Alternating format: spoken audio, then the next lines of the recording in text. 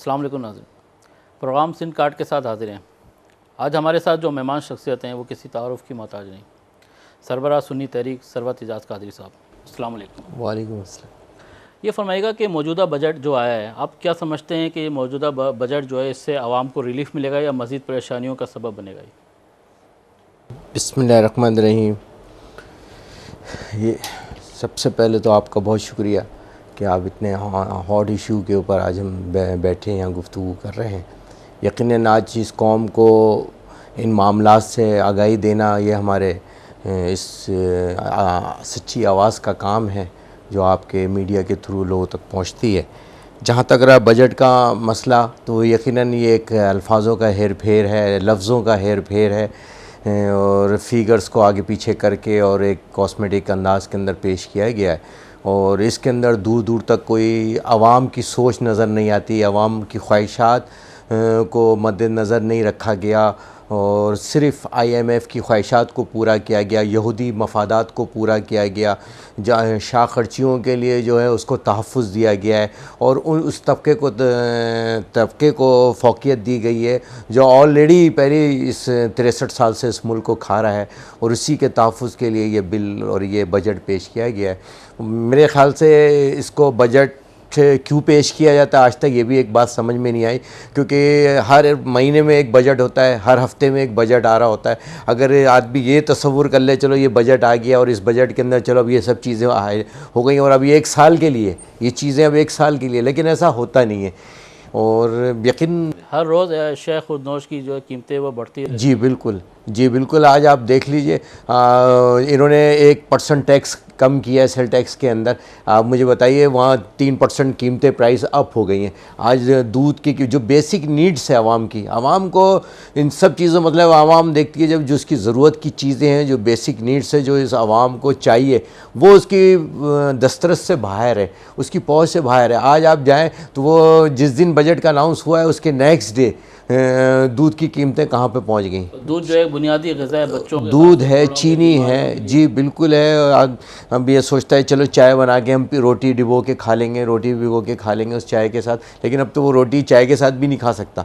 हम क्या सोच रहे हैं और अफसोस तो सिर्फ ये होता है कि जो आमरीत नुमा जमहूरियत जो हम पर मुसल्लत है, मतलब अगर आप ज़िया-उल-हक का दौर, मुशर्रफ का दौर देखें और आज के दौर में देखें कि प्राइस कहाँ ज़मीन और 200% अप है प्राइस। अगर आप वहाँ 60 रुपीज़ डॉलर वहाँ पे स्टे कर रहा था, आज आपकी 88 रुपीज़ के ऊपर डॉलर चला गया है। उसके बावजूद भी स्टेबिलिटी नहीं है आपके आज आपके रुपए की कीमत कहाँ पर पहुँच गई है। और आप अपने नेबर कंट्री के अंदर चले जाएँ जो अभी आज़ाद हुआ है बांग्लादेश, उसकी आप करेंसी देखें, उसकी वैल्यू देखें, उसकी वहाँ के रुपए की, तो हमें ख़ुद अंदाज़ा होना चाहिए हमारे कायदीन को जो आवाम की मोहब्बत, आवाम के प्यार, जमहूरियत का राग अलापते रहते हैं हर वक्त और आवाम के दर्द में दुबले हो रहे हैं और आवाम से दरख्वास्त कर रहे हैं कि पेट पे पत्थर बांध दें, तो पहले अपने अंदर तो पेट के पत्थर बांधेंगे। 63 साल से ये कौम तो पत्थर बांध के बैठी हुई है, अब इंतज़ार करती है कि चलो अब जमहूरियत आ गई है,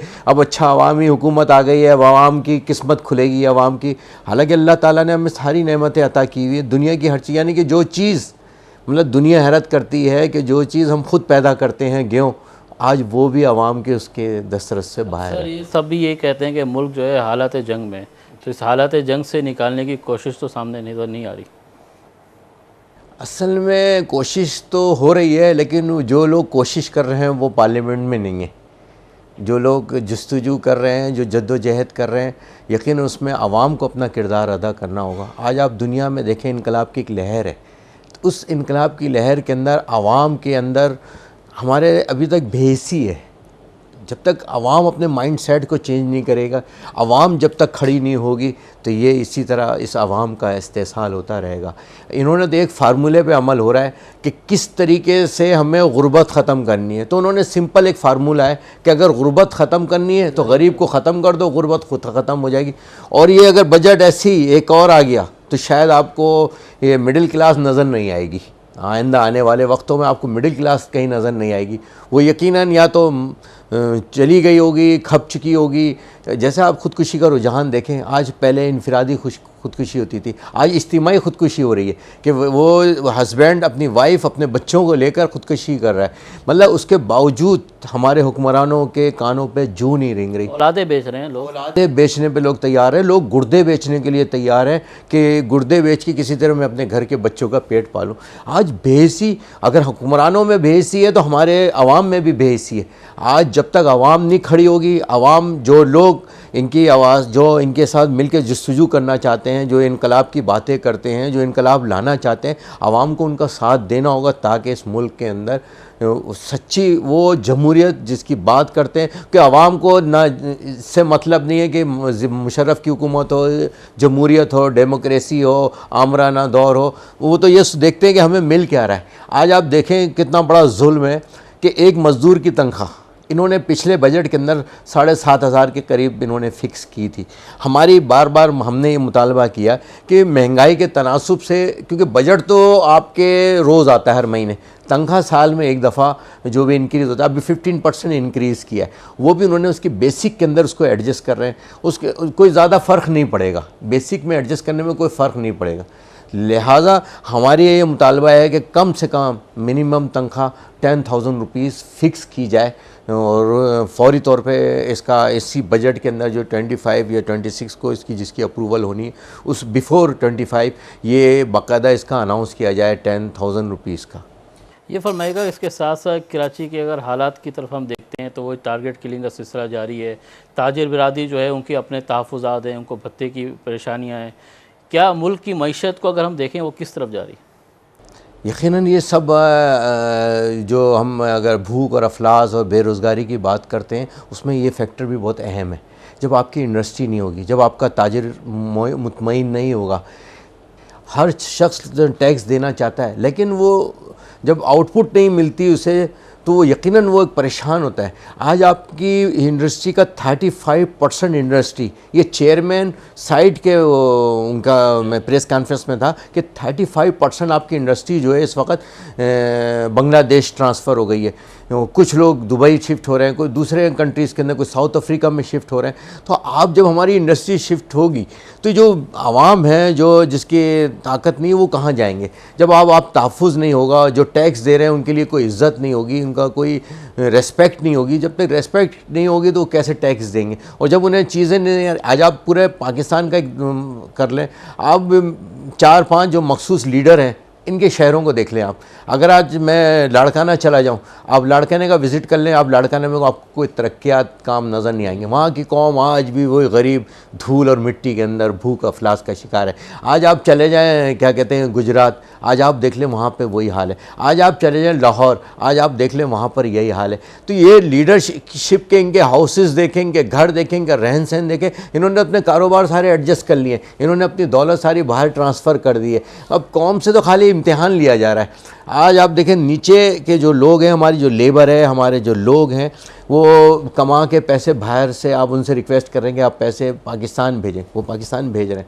और ऊपर वाली जो तबका है, दो तबके, एक जो पैसे पाकिस्तान भेज रहा है और एक वो तबका है जो ये पैसा लेकर कौम से लूट के खा के कमीशन की तो तौर पे करप्शन की सूरत में, एनआरओ की सूरत में ले जाके ऊपर से बाहर के अकाउंटों में अपने भेज रहे हैं। तो गरीब से तो आप रिक्वेस्ट कर रहे हैं कि वो अपना पैसा ओवरसीज़ से आप कह रहे हैं अरबों रुपया है। लोग आज देना चाहते हैं, लोग इस पाकिस्तान को बचाना चाहते हैं, लेकिन कोई लीडरशिप नज़र नहीं आती, कोई सच्ची क़यादत नज़र नहीं आती, कोई सच्चे लोग नज़र नहीं आते जिनकी नीयतें अच्छी हों। यानी कि बस नहीं चल रहा कि वो क्या करें इसको। और जब तक हम ये नहीं सोचेंगे, तहफ़्फ़ुज़ नहीं देंगे, आज हम टारगेट किलिंग है, आज रोज़ाना टारगेट किलिंग उरूज के ऊपर है। लेकिन आप बताएं क्या हुकूमत को नहीं पता कि कौन लोग हैं इस टारगेट किलिंग में? क्या हुकूमत को नहीं पता कि किन्होंने थाने नश्ता पार्क के अंदर नश्ता पार्क के वाक़े के अंदर मुलजिम थे जिन्होंने ये इंसिडेंट किया, जिन्होंने इन वाक़यात में मुलव्विस थे? क्या 12 मई का वाक़या चैनलों पे नहीं था? क्या वकीलों को ज़िंदा जलाने का वाक़या टीवी पे नहीं था? क्या बेनज़ीर भुट्टो का वाक़या टीवी चैनल के ऊपर नहीं था? जब ये सारे वाक़यात हैं, मुझे कोई एक ऐसा बता दीजिए, कोई अगर आपकी तारीख़ में मिलता हो कि ये पता चल जाए कि इस दहशतगर्द को कैफ़े किरदार तक पहुँचाया गया है, इस टारगेट क्लियर को कोई वो आसमान से नहीं आ रहा, कोई ज़मीन से निकल कर नहीं आ रहा, वो उसी बाइकों के ऊपर आता है, उसी गाड़ी के अंदर आता है, वो सबको खून की नदियों में मिला के चला जाता है। तो आप और हमें पता है, लेकिन हम खुद उनको तहफ़्फ़ुज़ दे रहे हैं। क्यों? मेरे ज़ाती मफादात हैं, मुझे उनको तहफ़्फ़ुज़ देना है, कि मुझे अपनी इक़्तिदार पूरा करना है। मुझे अपने इक़्तिदार के लिए कौम को मारना पड़े परवाह नहीं है, कौम मर जाए मुझे परवाह नहीं है। मुझे सिर्फ़ मैं ये चाहता हूँ कि किस तरीके से मेरा इक़्तिदार बचा रहे, किस तरीके से इन दहशतगर्दों को परवान चढ़ाने वाले हमारी यही बड़ी पार्टियाँ हैं जो इनको ऑक्सीजन फराम कर रही हैं, इन दहशतगर्दों को, इन टारगेट किलर्स को। कौन आवाज़ कौन उठाएगा? आवाज़ हम उठा रहे हैं, हमें सज़ा मिल रही है। 2001 के अंदर मेरी क़यादत, मेरे कायद मोहम्मद सलीम कादरी शहीद, उनके बहनोई, उनकी पूरी गाड़ी को दहशतगर्दी का निशाना, उनको गोलियों से छलनी कर दिया गया इसी बल्दिया टाउन के अंदर। 2006 के अंदर हमारी दूसरी क़यादत को दहशतगर्दी का निशाना बनाएगा। आज इस महीने के अंदर हमारे 15 साथियों को टारगेट किलिंग का निशाना बनाया गया।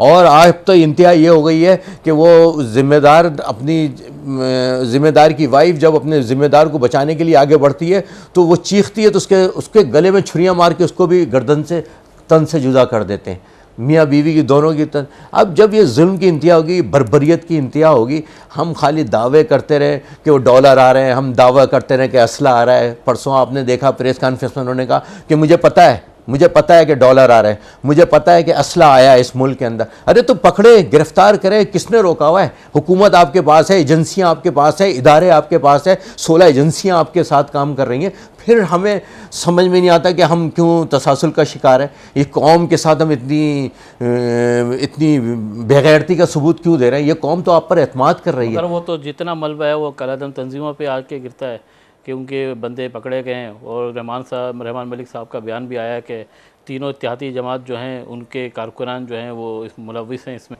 लेकिन सज़ा नहीं है ना, ये तो मुझे भी पता है, ये आपको भी पता है। यहाँ हर बाशऊर शहरी को, हर पाकिस्तानी को पता है कि दहशतगर्दी कौन कर रहा है। हर बाशऊर शहरी को पता है टारगेट किलिंग कौन कर रहा है। कल तो उन्होंने नाम लिया ना कि एक का नाम लेकर कहा कि मंगलबाग अमेरिका से डॉलर और असला लेकर आया है, तो आप पकड़ो उसको, मार दें उसको। क्या अमेरिका की ड्रोन हमले करने वालों को क्या वो फजलुल्लाह नज़र नहीं आ रहा? अमेरिका के ड्रोन हमले करने वालों को वो सूफ़ी मोहम्मद नज़र नहीं आ रहा? अमेरिका के ड्रोन हमले करने वालों को वो दहशतगर्द जो वज़ीरिस्तान के अंदर, ये मुख्तलिफ मदरसों के अंदर ट्रेनिंग पा रहे हैं, वो नज़र नहीं आ रहा? भावलपुर के अंदर बैठा हुआ वो दहशतगर्द नज़र नहीं आ रहा जो दहशतगर्दों को ट्रेनिंग दे रहा है? लाहौर के एक दफ्तर के अंदर बैठा हुआ वो दहशतगर्द का सरबराह कलादम तंजीम का वो नज़र नहीं आ रहा? अमेरिका को सिर्फ वो नज़र आ रहे हैं जो इनके मफादात के लिए काम नहीं कर रहे। आप जो इनके मफादात के लिए काम कर रहे हैं और अमेरिका को वो नज़र नहीं आता है, उनके ड्रोन हमले में वो नज़र नहीं आते। उनको कौम नज़र आती है, उनको ये आवाम गरीब नज़र आती है, उनको हुक्मरान नज़र नहीं आते, इसलिए कि वो उनके सपोर्टर है। वो इनको, और ये एक बात ये याद रखें आज कि आज नहीं तो कल ये जो इनकलाब है, ये इनकी ऐवानों की दीवारें ना इतनी ऊंची हैं कि वो ये रोक सकेंगे इस इनकलाब को। आवाम कौन सी लीडरशिप का इंतज़ार कर रही है? ऐसे सच्चे लोग जिनके अंदर खौफ खुदा हो, जिनके अंदर सच्चा इश्क हो, मोहब्बत हो, जो नेशनलिज़म हो, जो मुल्क से प्यार करते हो। आज आप दुनिया देखें, आज आप चाइना देखें, आज आप जापान आज आप देखें, जापान में तूफ़ान आया, ज़लज़ला आया, सब कुछ आया, वहाँ पे लाइन में लगकर वज़ीर आज़म ने कहा कि मैं जब तक सैलरी नहीं लूँगा, जब तक कि इसके सैलाब के तासुरात असरात हैं ये ख़त्म नहीं हो जाएंगे, जब तक आवाम को अपने घरों में उन्हें बसा नहीं दूँगा, मैं जब तक तनख्वाह नहीं लूँगा, सैलरी नहीं लूँगा। एक नंबर 1। नंबर 2, वहाँ की लीडरशिप, वहाँ की आवाम ने लाइन में लगकर टैक्स अदा किया कि नहीं, हम किसी से भीख नहीं मांगेंगे, हम अपने कदमों पर ख़ुद खड़े होंगे। और आज आप देखें जापान, आपको इतना बड़ा तूफ़ान आने के बावजूद भी आपको कोई मीडिया के चैनलों पे रोते हुए बच्चे नज़र नहीं आते होंगे, रोती हुई औरतें नज़र नहीं आती होंगी, आसमान के नीचे खड़े हुए। लेकिन आप देखें लाइन में लगकर, यानी कि रात भर लाइन में लग के लोगों ने टैक्स अदा किया है। एक ब्रिज था जो आवाम के कनेक्शन थे 2 सिटी के दरमियान बिटवीन उस ब्रिज को बनाने के लिए उन्हें विदिन 6 डेज़ के अंदर उन्होंने ब्रिज खड़ा कर दिया, क्योंकि वह आवाम उसमें तकलीफ़ के अंदर थी। हमें ऐसी लीडरशिप चाहिए जो जिनका बजट, जिनका अकाउंट दुनिया के दूसरे ममालिक में ना हो। हमें ऐसे लोग चाहिए जो करप्शन का शिकार ना हो, हमें ऐसे लोग चाहिए जो कर्ज़ों का शिकार ना हो। अरबों रुपए के कर्ज़े लेकर लोगों को उन्होंने माफ़ करा लिए अपने, और जो गरीब बेचारा 2000 10,000 का कर्ज़ा ले ले, 50,000 का कर्ज़ा ले ले, तो उसके घर वो उसको मार के फेंक देते हैं। वो उसको अदा करते करते वो थक जाता है, पता नहीं कितनी दफ़ा अदा भी कर चुका होता है, लेकिन शिकार होता है। नाज़रीन, सरबराह सुन्नी तहरीक सरफराज काजी साहब से गुफ्तगू जारी है। एक मुख्तसर से वक्फे के बाद दोबारा हाजिर होते हैं।